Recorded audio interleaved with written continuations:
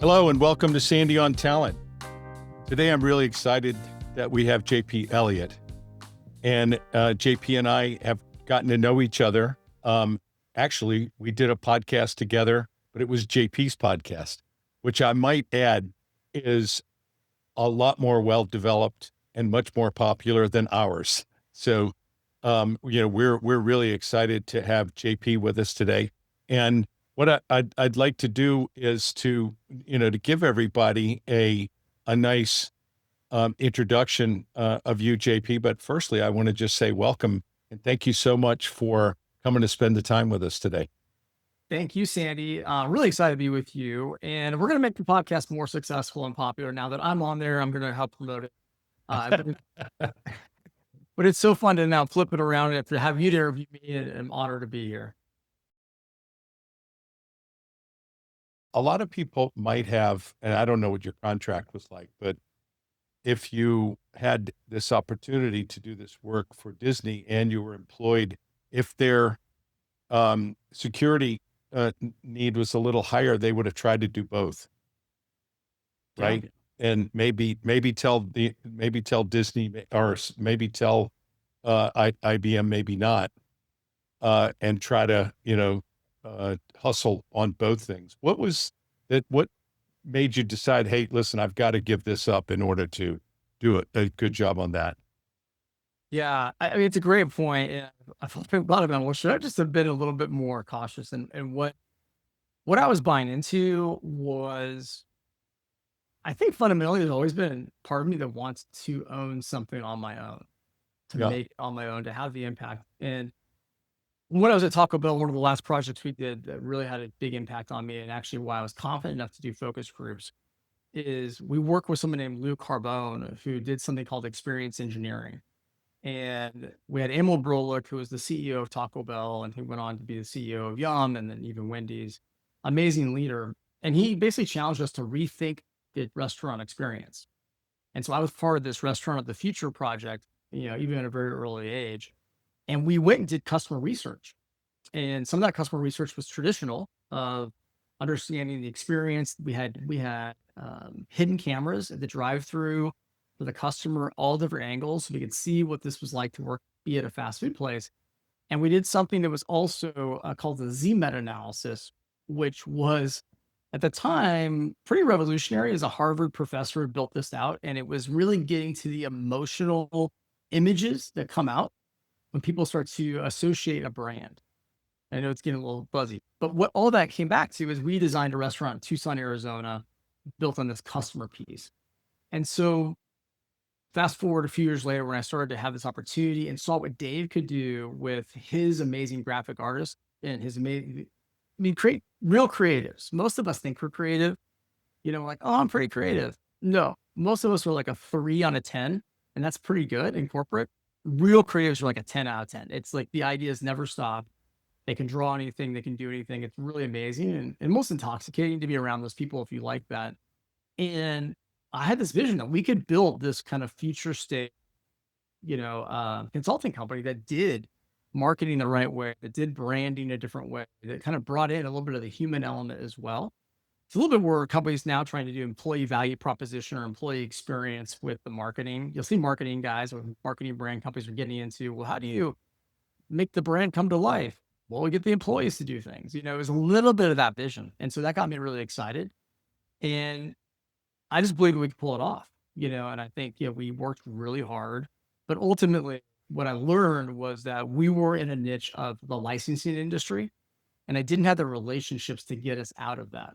And I also didn't have the experience like I do now. Like, how could we reposition ourselves?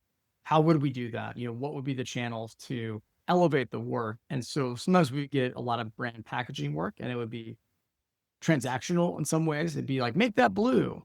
But we did do Harry Potter packaging for the toys. We designed logos for Simpsons and stuff they used on backpacks, but it wasn't strategic. And that was why ultimately I decided to go back and keep going on my HR career.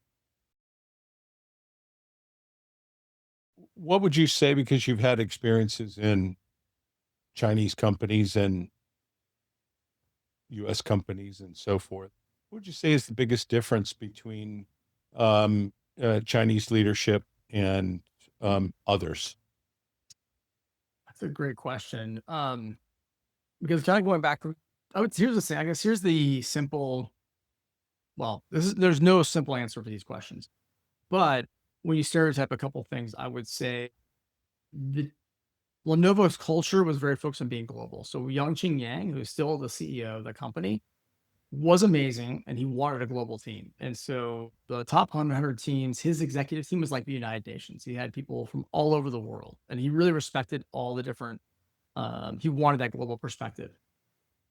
Difference would be that when he would speak to us, and so I'll give you a talent review story. It's pretty great.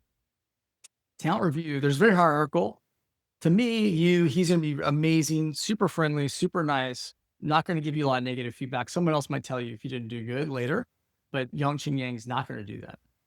And then we're getting ready for talent review. And so we had given him a cheat sheet of what we want him to think about in that meeting. He had an assistant called Lawrence, who was like a Harvard grad, super smart, Chinese leader, early career. And I didn't think about this. And from a hierarchical standpoint, we hadn't given Yang. He didn't have his cheat sheet. So I pulled one out, walked over and gave it to him. Okay. And just said, hey, here you go, Yang. Lawrence was right there. And I went past Lawrence. Okay. Everything seemed fine to me. What stopped is that later on, Yang pulls Lawrence over and just basically reads him the riot act in Mandarin. Lawrence pulls me aside later and says, hey, next time I wish you would have given me the cheat sheet. I could have handed it to Yang. I got in trouble because I didn't have that information. Right. So I didn't give him a chance to save face. I didn't think about it because I was an American. He was in the room.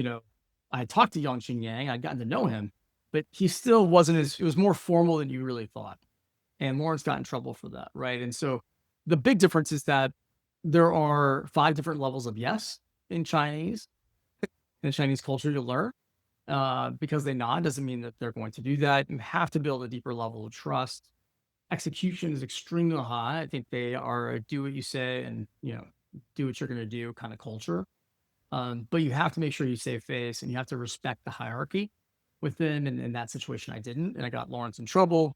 It wasn't a massive issue for him, but I felt bad because I should have known better in that situation. So it's one example. But they're extremely smart. My team was amazing. They were amazing, like one of the best teams I've ever had. And we're always thinking around corners and just, super helpful. So it was a great experience. I would have stayed there a lot longer, but we had a young family and I just couldn't travel to Beijing and I couldn't do late night calls every night. And my wife needed more support. And so I decided to take a job that was more domestically kind of focused, more of the normal 9 to 6 plus weekends hours kind of thing. And so when you think about the best job you've ever had, what made it the best job? It's such a great point, though, Sandy, before talking about the best job, I would say to your point of the work, I think the reason why we don't do enough of that is it's hard. It actually requires making some decisions, putting something on paper that we think this is what this work is supposed to be. And here's the role. We love role profiles and job descriptions, but they change because the work changes. And we use the excuse of like, well, let's focus on the talent. And we make somebody who's coming in can be the challenge when actually the challenge was the work wasn't designed properly or considered for the person we hired, right? It happens a lot.